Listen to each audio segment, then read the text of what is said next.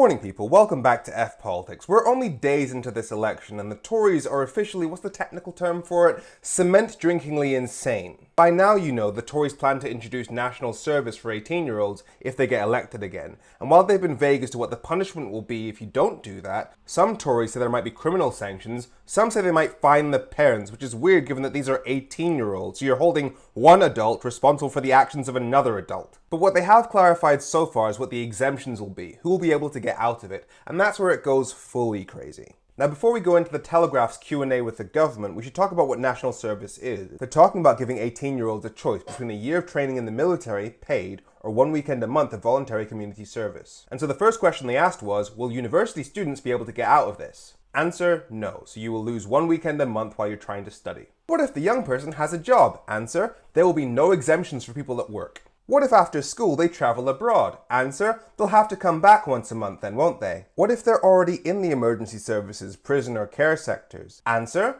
well, if they're already in the army, we won't make them work overtime, but the starting position is all people serve. But what if the young person is already looking after sick members of their family? Answer, well, then they won't mind looking after somebody else's family then, will they? And regarding whether the scheme would apply in Northern Ireland, they said they were still working out the details because of the sensitivities. And I find the word sensitivities to be an incredible way of phrasing that. Because Northern Ireland went through a kind of civil war over whether it should be part of the UK or the Republic of Ireland. And that war ended with an uneasy peace facilitated by the Good Friday Agreement. And that fire is still there. So getting more unionists in Northern Ireland to join the British Army feels like pouring fuel on it. But this policy obviously hasn't been thought out properly. It's just a desperate political move in the hopes of winning over their core voter base. And on the whole, Tory voters are over the age of 60 and hate everything that Gen Z stands for. So hurting 18-year-olds just scores them more votes. I'm Femi. Make sure you follow F Politics or Politics as an FU. Have a great week.